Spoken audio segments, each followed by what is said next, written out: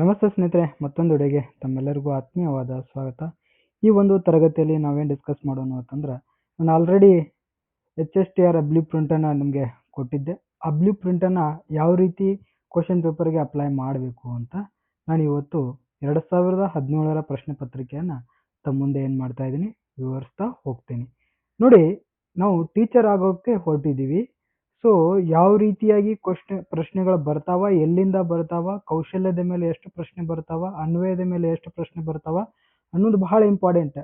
ಅದ್ರ ಮೇಲೆ ನಾವು ಏನು ಮಾಡಬೇಕಾಗುತ್ತೆ, ಕ್ವಶನ್ ಪೇಪರ್ ಹೇಗೆ ಬಂತು ಅನ್ನೋದ್ರ ಮೇಲೆ ನಾವೇನು ಮಾಡ್ತೀವಿ ಅಂದರೆ, ನೆಕ್ಸ್ಟ್ ನಮ್ಮ ಫ್ಯೂಚರ್ ಬಗ್ಗೆ ಪತ್ರಿಕೆಯಲ್ಲಿ ಯಾವ ರೀತಿ ಓದಬೇಕು ಅನ್ನೋದು ಗೊತ್ತಾಗ್ತಾ ಹೋಗ್ತದೆ.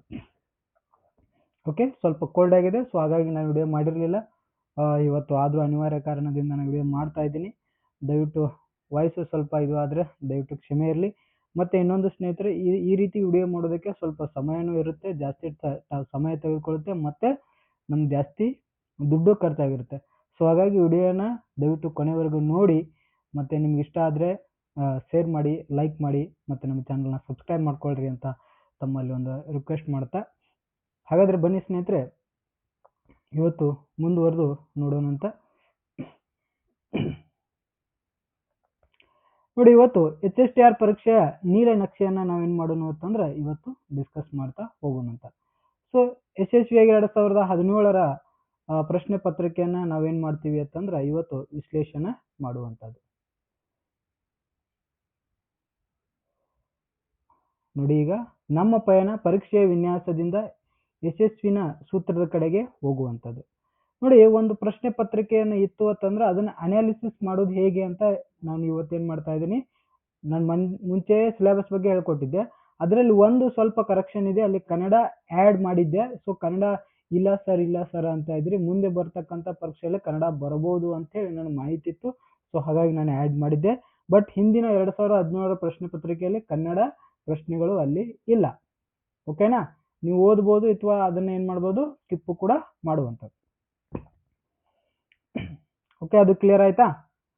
ಓಕೆ, ನೋಡಿ, ಮೊದಲನೇದಿದೆ ಪರೀಕ್ಷೆಯ ಸಮಗ್ರ ನೋಟ.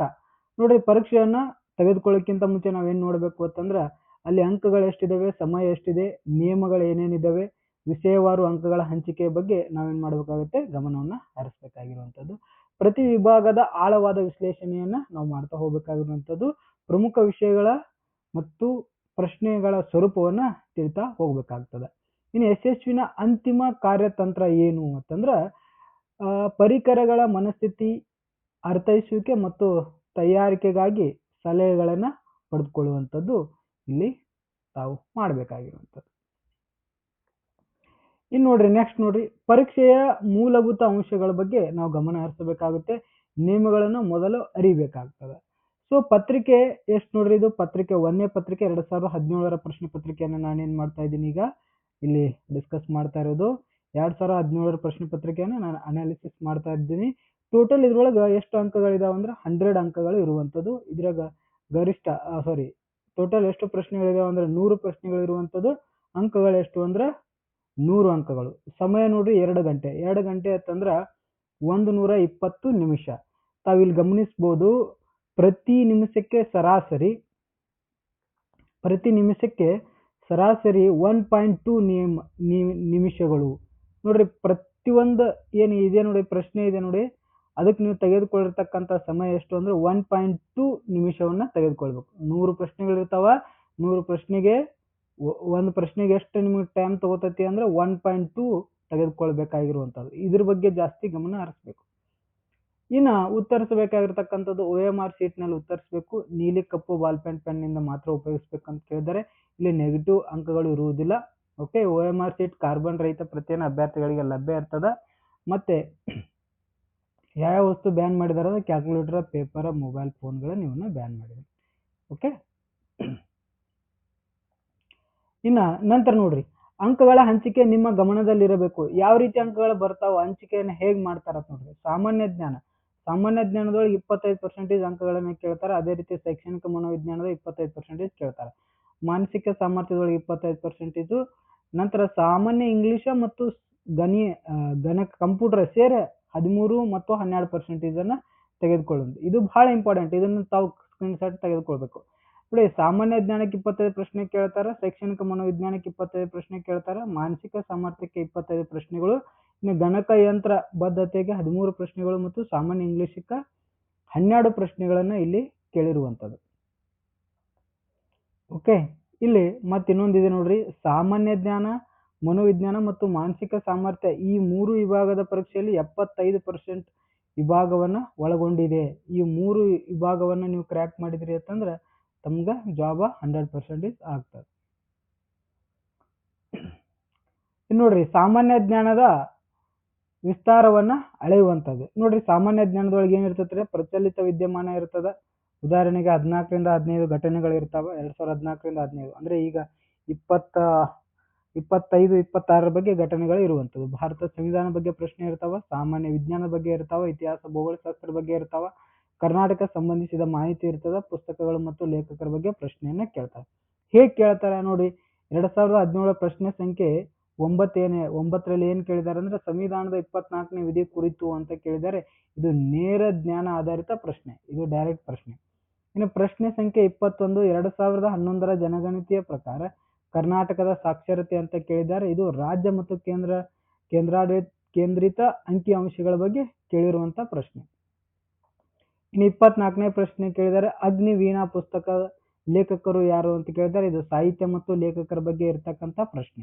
ನೋಡ್ರಿ, ಅಲ್ಲಿ ಪ್ರಶ್ನೆನ ಯಾವ ವಿಭಾಗದಿಂದ ಬತ್ತು ಅಂತಕ್ಕಂಥದ್ದು ಬಹಳ ಇಂಪಾರ್ಟೆಂಟ್. ಅದಕ್ಕೆ ನಾನು ಹೇಳ್ತಾ ಇದ್ದೀನಿ, ನೀವು ಇದನ್ನ ಅನಾಲಿಸಿಸ್ ಯಾಕೆ ಮಾಡಬೇಕು ಅಂತಂದ್ರೆ ಬರೀ ಪ್ರಶ್ನೆಗಳನ್ನು ಓದುದು ಬಿಡುದು ಅಲ್ಲ, ಎಲ್ಲಿಂದ ಪ್ರಶ್ನೆ ಬರ್ತಾವ ಅಂತ ತಾವು ಗಮನಿಸ್ಬೇಕಾದ್ರೆ ಈ ರೀತಿ ತಾವು ಮಾಡ್ತಾ ಹೋಗ್ಬೇಕು. ನಾನು ಜಸ್ಟ್ ಇದು ಒಂದು ಎಕ್ಸಾಂಪಲ್ ಹೇಳ್ತಾ ಇದ್ದೀನಿ. 2017ರ ಪ್ರಶ್ನೆ ಪತ್ರಿಕೆ ತಾವು ಇದೇ ರೀತಿ ಅನಾಲಿಸಿಸ್ ಮಾಡಿದ್ರೆ ತಮಗೆ ಅನುಕೂಲ ಆಗುತ್ತೆ. ಇನ್ನು ನಂತರ ನೋಡಿ, ವಿಭಾಗ 2 ಶೈಕ್ಷಣಿಕ ಮನೋವಿಜ್ಞಾನ, ಬೋಧನಾ ಸಾಮರ್ಥ್ಯದ ತಿರುಳುಗಳನ್ನು ಪರೀಕ್ಷಿಸುವುದು ಅಂತ ಕೇಳ್ತಾರೆ. ಇಲ್ಲಿ ನೋಡ್ರಿ, ಕಲಿಕಾ ಸಿದ್ಧಾಂತಗಳು ಇರ್ತಾವೆ ನೋಡ್ರಿ, ಪಾವ್ಲೋವ್ ಅವರು ಕ್ರಿಯಾಜನ್ಯ ಅನುಬಂಧ, ಆಮೇಲೆ ಬುದ್ಧಿಶಕ್ತಿ ಬಗ್ಗೆ, ಹೌದ್ರಿ. ಆಮೇಲೆ ವಿಕಾಸದ ಹಂತಗಳು, ಪಿಯಾಜೆ ಅವರ ವಿಕಾಸದ ಹಂತಗಳು ಬರ್ತಾವ್ರಿ, ಜ್ಞಾನಾತ್ಮಕ ವಿಕಾಸದ ಹಂತಗಳು ಅಂತ ಬರ್ತಾವ ನೋಡ್ರಿ, ಹೌದ್ರಿ. ಆದ್ಮೇಲೆ ಸೃಜನಶೀಲತೆ ಮತ್ತು ವ್ಯಕ್ತಿತ್ವ, ರಕ್ಷಣಾ ತಂತ್ರಗಳು. ನೋಡಿ, ಇಲ್ಲಿ ಪ್ರಶ್ನೆಗಳನ್ನ ಕೇಳಿದಾರೆ ನೋಡ್ರಿ. 26ನೇ ಪ್ರಶ್ನೆ ಏನ್ ಕೇಳಿದೆ, ಪಾವ್ಲೋವ್ ಪ್ರಯೋಗದಲ್ಲಿ ನಶಿಸುವಿಕೆ ಅಂತ ಕೇಳಿದರೆ ಇದು ವಿಶ್ಲೇಷಣೆ ಹೇಗೆ ಅಂತ ಕೇಳಿದಾರೆ. ನೋಡಿ, ಇಲ್ಲಿ ಕೊಟ್ಟಿರುವಂತ ನೇರ ಅನ್ವಯಿಕೆ ಇರ್ತಕ್ಕಂಥ ಪ್ರಶ್ನೆ ಇದು.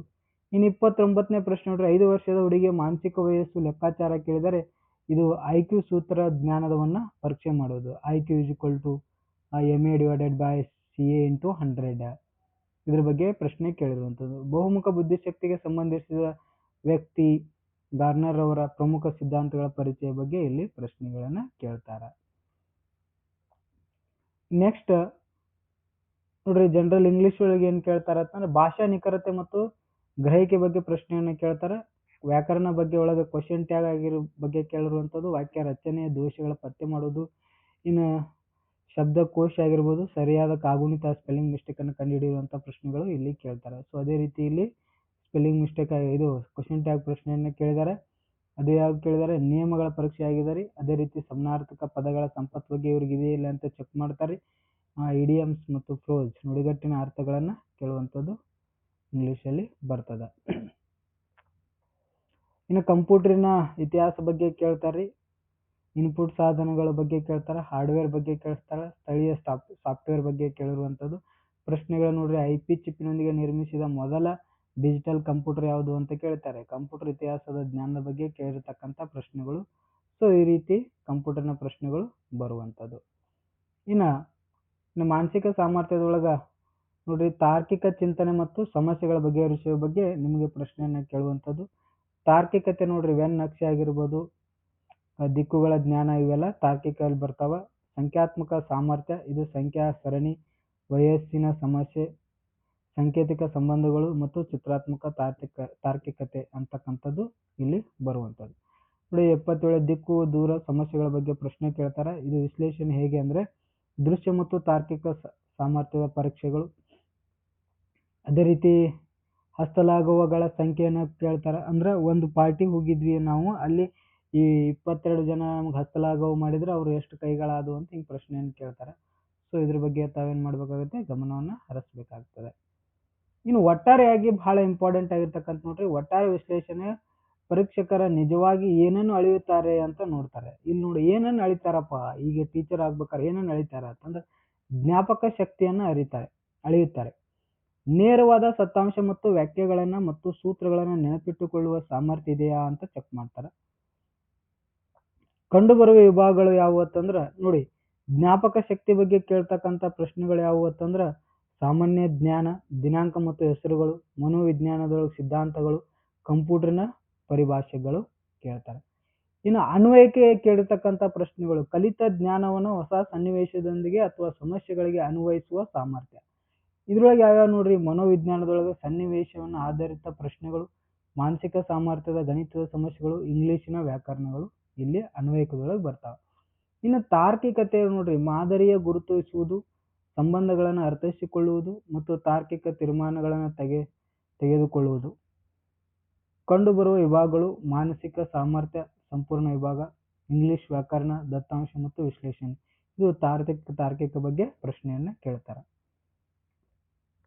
ಇದು ಸ್ಕ್ರೀನ್ಶಾಟ್ ತಗೊಳ್ರಿ.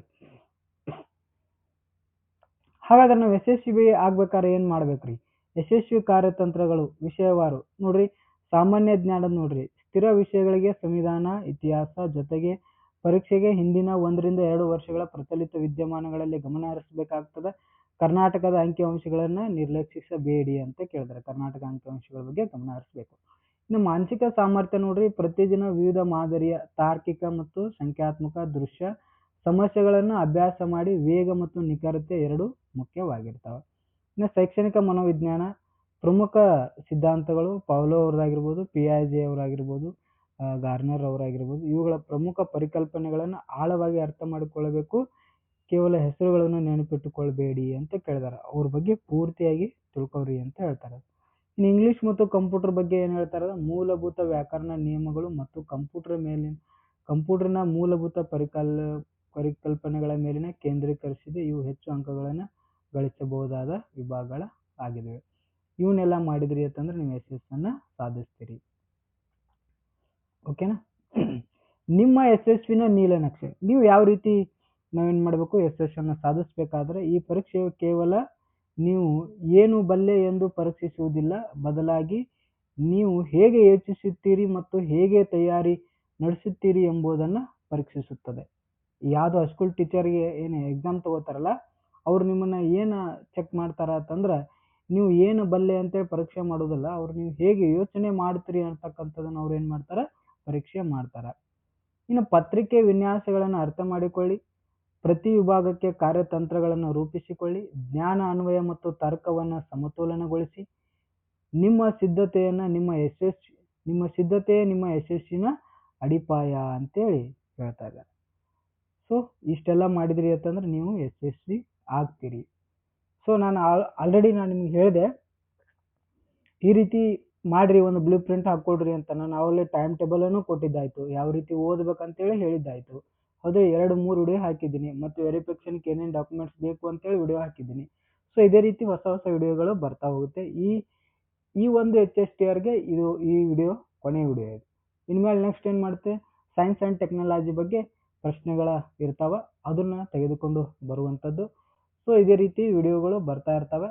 ನಾವು ತುಂಬಾ ಅಂದ್ರೆ ಏನು ಮಾಡಿ ವ್ಯಯ ಮಾಡಿ ಮತ್ತು ಸಮಯವನ್ನು ಖರ್ಚು ಮಾಡಿ ನಿಮಗೆ ವಿಡಿಯೋ ಕೊಡ್ತಾ ಇದ್ದೀನಿ. ದಯವಿಟ್ಟು ನಮ್ಮ ವಿಡಿಯೋನ ಪೂರ್ತಿಯಾಗಿ ನೋಡಿ, ನಿಮ್ಮ ಸ್ನೇಹಿತರಿಗೆ ಅನುಕೂಲ ಇದ್ದರೆ ಶೇರ್ ಮಾಡಿ ಅಂತ ಕೇಳ್ತಾ ಈ ವಿಡಿಯೋನ ಇಲ್ಲಿಗೆ ಮುಗಿಸ್ತಾ ಇದ್ದೀನಿ. ನಮಸ್ಕಾರ.